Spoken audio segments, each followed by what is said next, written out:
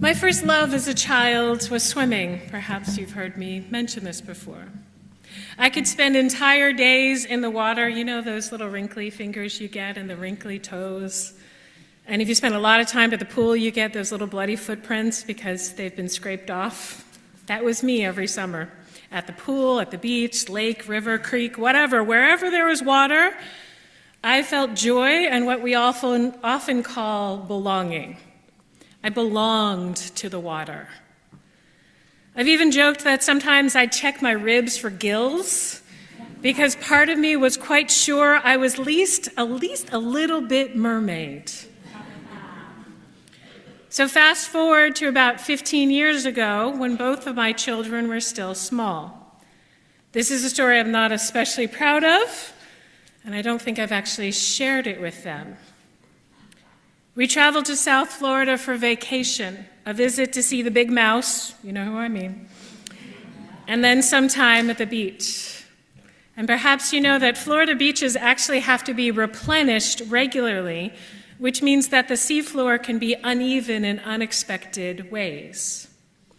So here's me, confident in all things water-related.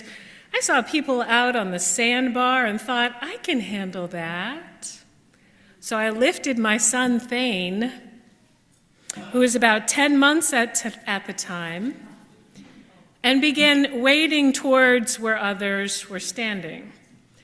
The water rose from my knees, to my waist, to my chest, and still I kept going, holding him a little bit higher and higher, but then it hit me. We were in trouble. I was getting tired. The heat, you know, that Florida heat was relentless, and he was heavy. If you've seen my son Thane, he's 16, he's this big, he's a big kid. He was a big child. That sandbar was too far, and the shore had become too far. And right then, the beach patrol helicopter started circling overhead. Just me in the water by myself holding my baby. In that moment, I will be honest, hope felt impossible. What was there to hope for?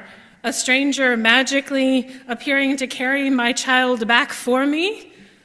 A rescue diver dropping from the sky like an angel from heaven? None of that felt real or reachable. There was no guarantee, there was no obvious path, there was absolutely no certainty. So all I could do was act. I had to breathe and draw on every bit of physical, emotional, and spiritual strength I had and start that long, slow journey back to the shore. I had to choose to hope that we would be okay and trust that inner fire to carry us both. I remembered that harrowing story. Whew. Okay, now you can breathe. We were fine. He's fine. I'm fine. Everyone's fine. The helicopter didn't land. It's all good. I remembered that harrowing story when meditating on this month's spiritual theme of choosing hope.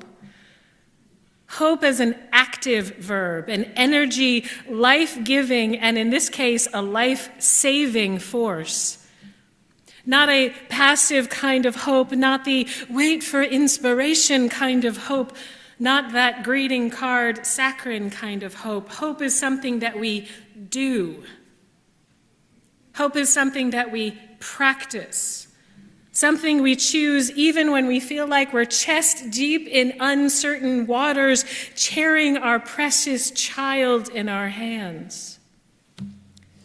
From our prayer before, Reverend Michelle reminds us that we live in a world where justice feels perpetually deferred. Do you feel that? Perpetually deferred. We know of systems that separate children from parents, poison communities, silence voices. And in the face of all this, if we're honest, we can be honest here.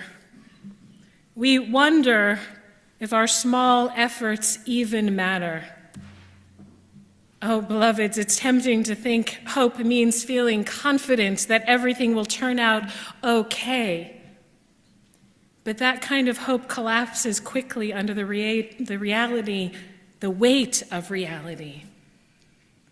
Real hope is different. It doesn't demand optimism. It asks us to show up. There's this wonderful anonymous quote that says, "Hope has two beautiful children, anger and courage." Anger at the way things are, and courage to see they don't remain that way. So hope indeed has these two beautiful children, anger and courage. Then hope also has that partner of action. Our hope and prayers must be embodied to be faithful. The world does not change simply because we wish or pray it would. The world changes because ordinary people take small, steady actions that accumulate like drops of water on a carving stone. Science gives us a powerful example of this. If you are a scientist or love a scientist, raise a hand, please. I know my people well. Science gives us a powerful example, the healing of the ozone layer. Have you heard about this? In the 1980s, when the hole in the ozone layer was discovered, I was a child. It was terrifying. It was overwhelming. It was global, it was invisible, and maybe irreversible. It was a catastrophe. And no one person or decision or policy could fix it. And people acted anyway. Nations signed treaties. Companies redesigned their products. Consumers changed their habits. Do you remember what I'm talking about? And scientists kept measuring even when progress was painfully slow. No one had certainty.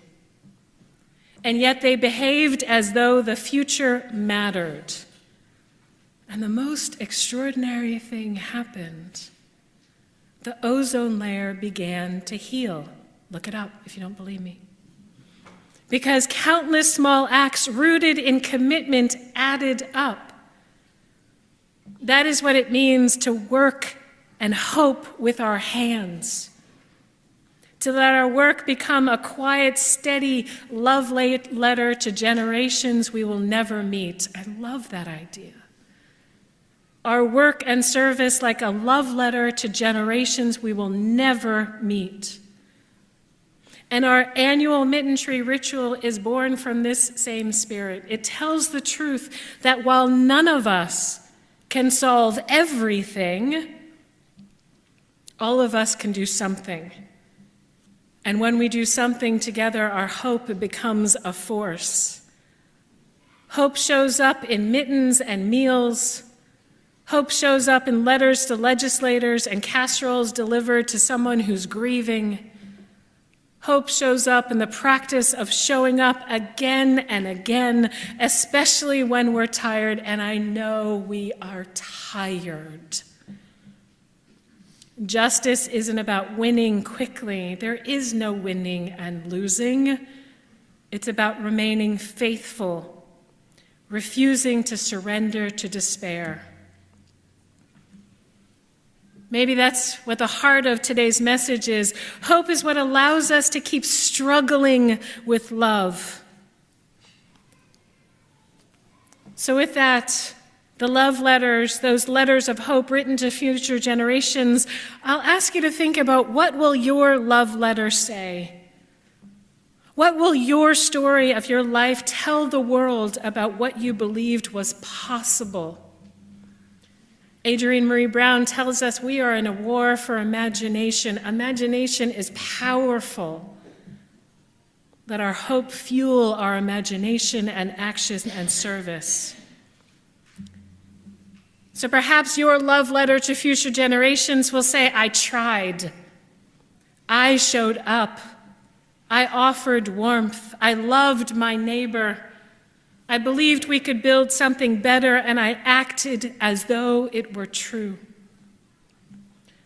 that brings me back to that moment in the ocean with my son. I didn't choose hope in that moment because it felt calm or I felt confident. I chose it because the alternative was to surrender to the ocean, and surrender was not an option. Hope in that moment looked like tired arms, burning lungs, and one small, slow step after another towards that distant shore. It looked like the decision to act, although imperfect and yet grittily determined. So, beloveds, as we decorate our mitten trees today, with these blessings to our neighbors and friends, may we choose that kind of hope. A hope that moves through and with us. A hope that risks our hearts breaking open again and again, and yet we continue to show up.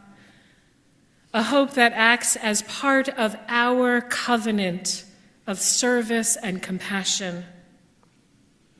A hope that carries us and one another steadily towards a shore we cannot yet see, yet we trust and know in our bones that it is there.